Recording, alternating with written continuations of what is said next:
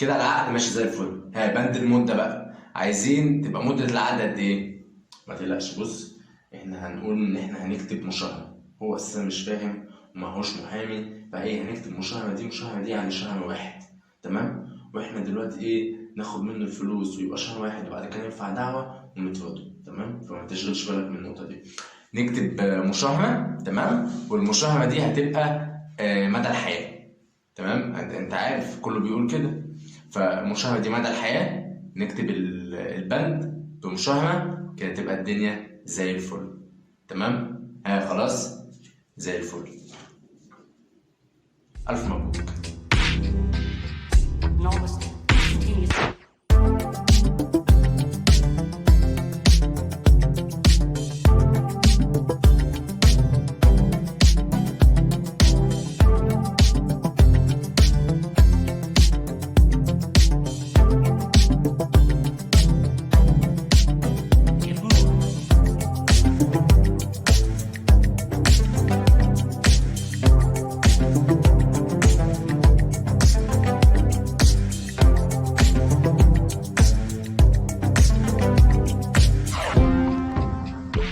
كلمة مشاهمة يعني مدة العقد شهر ولا مدى الحياة؟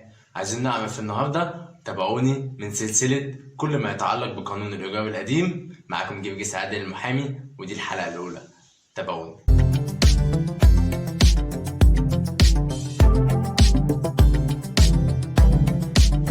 هي كلمة مشاهمة يعني مدة العقد شهر ولا مدة العقد مدى الحياة؟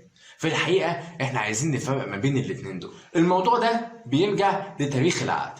زمان خالص ايام جدي وجدك كلمة مشاهمة معناها مدى الحياة، وكانت الناس بتكتب مشاهمة في عقود الإيجار على أساس إن العقد ده مدى الحياة. وعلى فكرة كان زمان بيدفع مبالغ كبيرة جدا علشان تقدر تأجر الشقة من المالك. وبعد صدور قانون الإيجار الجديد بقى كلمة مشاهمة معناها شهر واحد.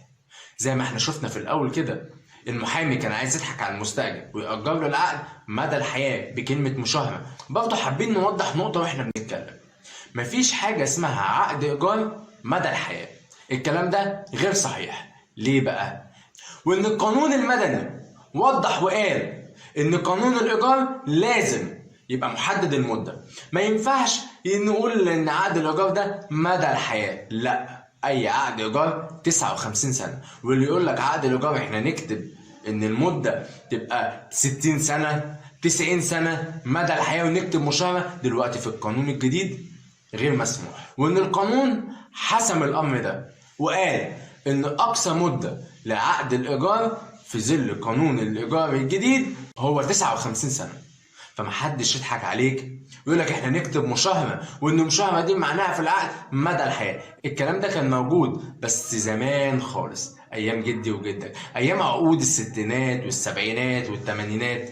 لكن دلوقتي الكلام بقى مختلف خالص. كلمه مشاهمه يعني شهر واحد. لكن زمان العقود القديمه ايام الستينات والسبعينات وايام العقود دي كانت مشاهمه تعني مدى الحياه. ودلوقتي بقى عندنا مشكلة. زمان كان أي حد بيأجر من واحد كان بيدفع مبالغ كبيرة جدا على أساس إن هو واخد الشقة دي مدى الحياة. وبما إن العقد شريعة المتعاقدين وإن المؤجر والمستأجر الاتنين اتفقوا إن العقد ده هيبقى مدى الحياة، وظهرت مشكلة إن العقود دي فضلت مستمرة لغاية وقتنا هذا. وبقى في مشكلة مع صدور قانون 10 لسنة 2022 بخصوص الشخص الاعتباري والقانون القديم. وده موضوع حلقتنا اللي جاي، ازاي القانون قدر يحل المشكلة دي. تابعونا.